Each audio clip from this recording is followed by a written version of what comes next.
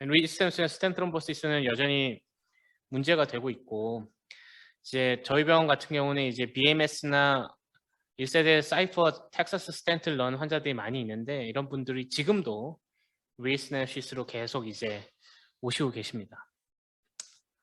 일단 이제 스텐트 트롬보시스에 대해서 말씀을 드리면, 이제 스텐트 트롬보시스는 왜 이제 겁을 내느냐?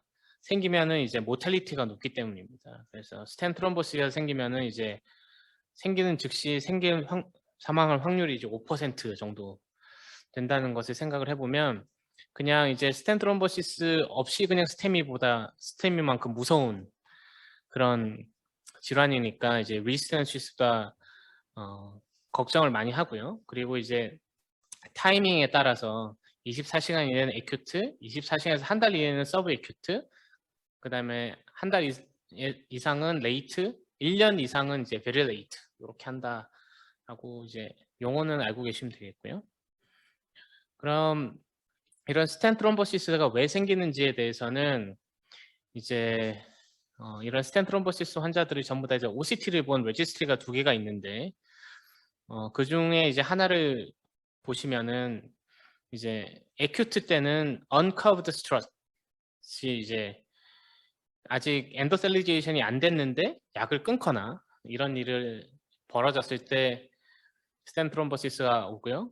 그 다음은 이제 malopposition, 스텐트가 벽에 잘 붙지 않았을 때, 이런 것들이 이제 acute, subacute에서 이제 주로 이루어지는 일이고, 레이트, 이제 한 달 이후로 넘어가면은 이제 새로운 엔티티가 나타나는데, 네오아테로스크레로시스, 그다음에 언더 익스펜전, 리스테노시스가 나타나게 됩니다. 그래서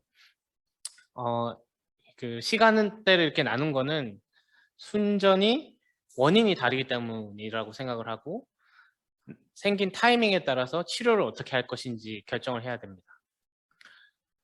리스텐시스의 커즈도 비슷합니다. 그래서 뭐 오버랩이 안 되거나 다이섹션이 있거나 뭐 엣지의 병이 있거나 안에 이제 트롬보스가 있거나 언더 익스펜션 스텐 프랙처, 이런 것들이 전부 다 리스텐시스의 원인이 되겠고, 결론적으로는 이제 이런 트롬보시스나 리스텐시스 공이 둘 다 언더 익스펜전과 인플로우 아웃플로우 트랙의 디지즈, 이 2개로 이제 압축이 될 수 있을 것 같습니다. 그래서 2개의 질환은 치료는 거의 비슷하다고 볼 수 있겠죠. 그래서 인스테노시스의 이제 2가지 시나리오를 보시면, 첫 번째는 언더 익스펜전, 스텐트가 적게 펴져 있으면서 안쪽에 티슈가 프롤리퍼레이션 된 경우, 두 번째는 이제 웰 익스펜전이 됐는데 안쪽에 티슈 프롤리퍼레이션이 된 경우, 이렇게 이제 나눈 이유는 치료가 다르기 때문인데, 에큐트 루멘 게인은 스텐 익스펜전을 시키기 위해서 일단 이렇게 뭐 하이 벌룬, 하이 프레셔 벌룬, 로탑 뭐 이런 것들 이용해서 벌리고요. 이 경우에는 에큐트 루멘 게인은 벌리는 게 아니라 티슈를 없애야 되는 상황이 되기 때문에 아테렉톰이나 하이 프레셔 벌룬을 사용한다는 점에서 치료가 좀 달라질 수 있기 때문에 이 2개를 이제 구분을 해야 되고, 그러려면 이제 결국 이미지가 필요하겠죠. 그래서 트리트먼트 옵션을 보시면은 이제 여러 가지가 있겠고, 이 중에 아까 말씀드렸던 에큐트 루멘 게인을 위해서는 이런 것들을 사용할 수 있겠지만, 저희들이 이제 뭐 할 수 있는 거는 로타 아블레이션이 이제 가장 어그레시브한 것이 되겠는데, 로타를 벌룬 엔지오플라스티와 비교를 해봤더니 크게 이제 도움이 안 된다. 그래서 이제 ISR에서 잘 사용하지 않지만, 스텐트가 이렇게 언더 익스펜전이 된 경우에는 스텐트를 어블레이션을 하고 다시 이제 벌려서 하는 경우도 있겠지만, 이제 보고들은 다 안전하다고 하지만 굉장히 위험한 프로시저가 되겠습니다. 이제 곧 있으면 이제 사용하게 될 것 같은데요. 리서트럽시라고 해서 초음파 충격을 줘서 이제 벌릴 수 있는 시대가 빨리 왔으면 좋겠고요. 그다음에 이제 이렇게 벌린 루멘을 유지하기 위해서 이제 저희들이 결국 사용하는 거는 DEB나 DES가 되겠습니다. 그래서 가이드라인에서는 DES는 DEB든 이제 비슷하다고 얘기를 하고 있고요. 이거에 대한 이제 메타 아나리시스가 최근에 있었는데, Effective Endpoint TLR, 타겟 리전 리바스큘라이제이션에 대해서는 이제 DCB나 DS나 이제 공이 비슷한데, 재밌는 거는 이제 서브그룹에서 BMS ISR과 DES에 의한 ISR을 봤을 때 DES에 의한 ISR은 DS를 또는 게 더 좋은 것 같다. 이런 재밌는 결과를 보여줬는데 이제 이거는 이제 BMS와 DES의 ISR의 메커니즘이 좀 다르기 때문이고 드러그 일루팅 스텐트는 주로 이제 네어 아테로스크로시스에 의한 것들이 많기 때문에 네어 아테로스크로시스는 스텐트 안쪽에 다시 아테로스크로시스가 생기는 걸 말하고 이런 경우에는 DES가 좋지 않겠냐는 것을 이제 시사하는 내용이 되겠고요. 세이프티 엔드포인트 타겟 데스 MI 타겟 리전 트롬보시스에 대해서도 일단 DCB나 DES 모두 비슷한 것으로 일단 현재까지 알려져 있습니다. 하지만 이제 ISR이 한 번 온 리전을 치료하고 나서는 굉장히 이제 타겟 리전에 병이 다시 생길 확률이 굉장히 높은데요.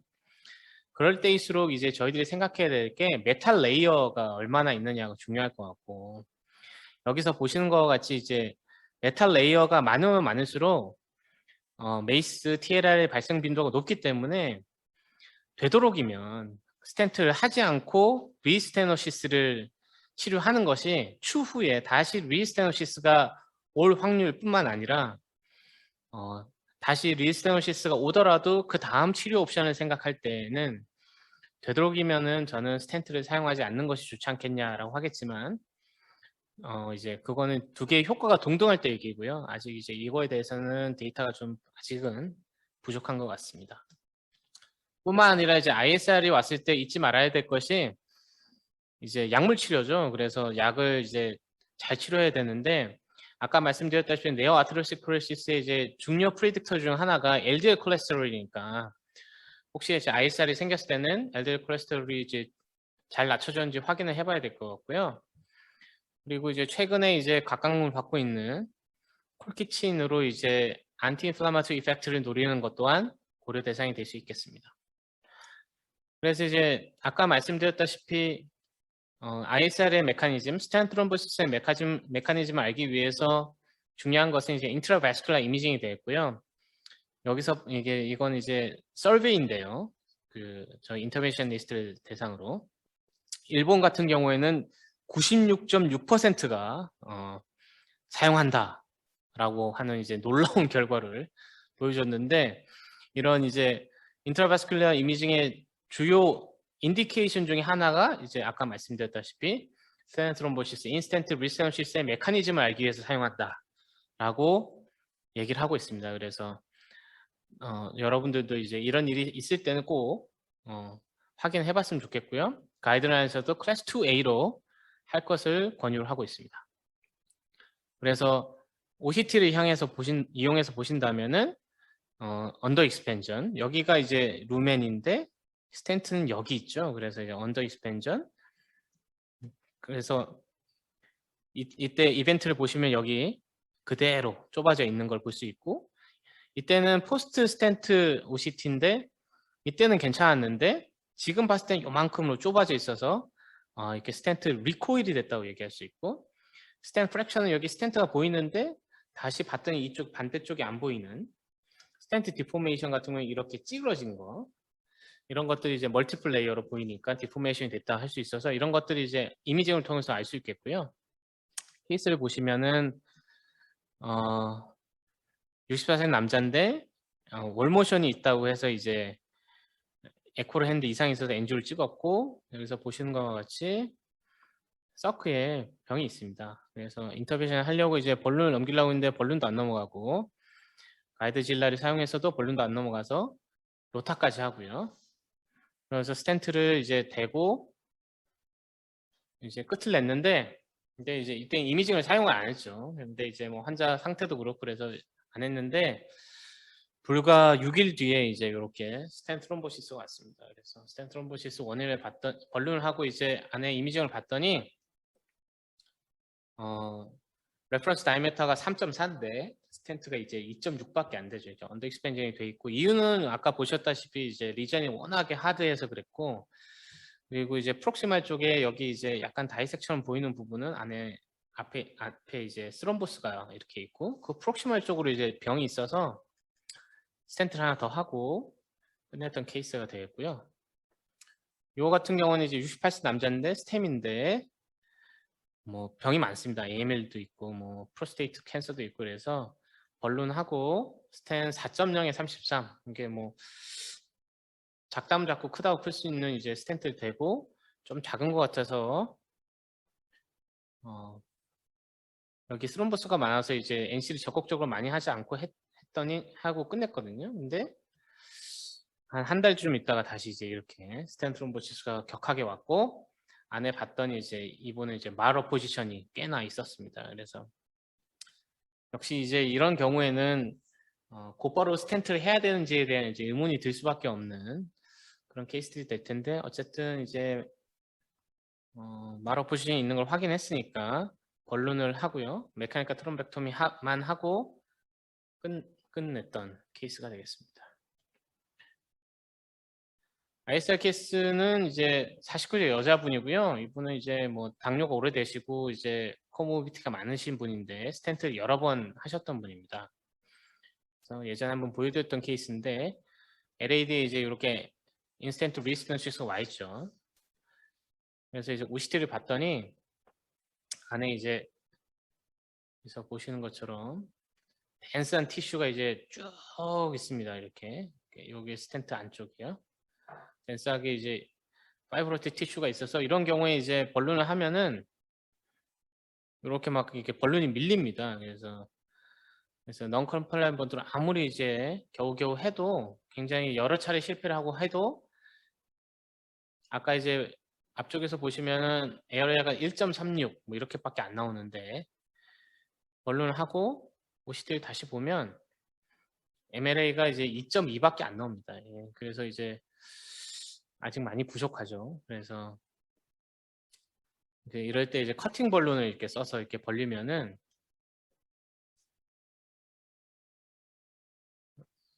그래서 보시면 과 같이 더 많이 벌어질 수 있고요.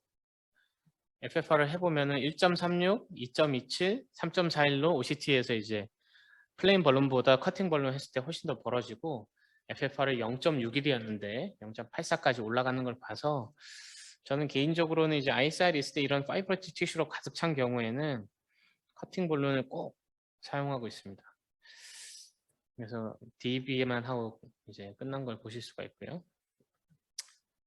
이제 이거 같은 경우는 이제 네오 아테로스크로시스가 있는 경우인데 엣지에 이제 가까이서 보시면 이제 프록시마 엣지에 이렇게 병이 있는 걸 아실 수가 있고요. OCT를 보면은 여기 스텐트가 뒤쪽에 이렇게 관찰이 되면서 앞쪽에 병이 포칼하게 있는 걸 보실 수가 있고 근데 이제 여기 배경에서 보시는 것처럼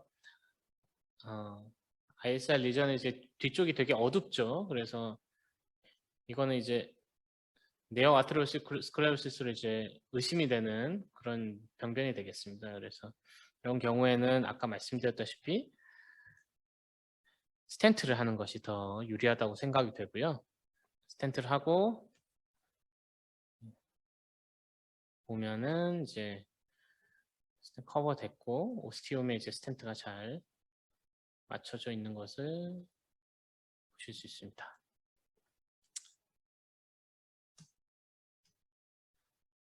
스텐 프랙처 케이스인데요. RCA CTO고 꽤나 긴 세그멘트죠. 여기서 한 30mm 이상 되는 세그멘트인데 레트로로 해서 리버스 카트하고 스텐트 넣고 이제 잘 끝났던 케이스인데요. 1년 뒤에 팔로우 해봤더니 ISR이 와 있습니다. 그래서 OCT를 봤더니 아까 말씀드린 것처럼 여기 약간 떠 있고요. 여기는 스텐 커버리지는 다 됐는데 여기서 보시는 것처럼 여기 6시, 12시, 6시 반대죠. 12시에서 한 9시에서 3시 사이는 스텐트 스트럿이 안 보입니다. 그래서 스텐트 프랙처가 있고 거기에 이제 리스노시스가 이제 와 있는 걸 보실 수가 있고요. 근데 이제 이런 경우에는 어떻게 할 것이냐? 스텐 프랙처가 된 데다 스텐을 또 대면 또 부러집니다. 그래서 스텐트를 뭐 그렇다고 두껍게 되면은 그것도 이제 병의 원인이 되니까 이럴 때는 이제 답이 사실 많이 없죠. 그래서 그냥 벌룬만 했습니다. 그래서 벌룬만 집어넣고 DEB 하고요. 이렇게 끝냈고 이렇게 하고 나서 1년 뒤에 다시 팔로우 했는데 위스테노시스는 없었고요. 그래서 마무리 드리면은 이제 언더 익스펜전이 있는지 알기 위해서 스tent 페일리어가 있을 때는 아이브스 OCT를 봐야 되겠고, 물론 이제 다른 원인을 알기 위해서도 아이브스 OCT를 봐야 되겠고요. 근데 이제 이런 자세한 메커니즘을 알기 위해서는 아이브스보다는 OCT가 유리한 경우가 많고, 이유는 이제 뭐 칼슘도 있고 다이섹션도 있고 이런 것들을 이제 알기 위해서는 OCT가 훨씬 낫기 때문이고요. 제 생각에는 이런 스tent 페일리어가 있을 때는 DEB가 웬만하면 DEB를 선택을 하는데 뭐 이렇게 DEB를 할 수 없는 경우, 뭐 다이섹션이 심하다든지 이런 경우를 제외하고서는 DEB가 좋지 않을까 생각하고요. 이런 프로시저뿐만 아니라 메디컬 세라피도 중요하다는 걸 또 한번 말씀드리면서 이상 마무리하겠습니다. 감사합니다.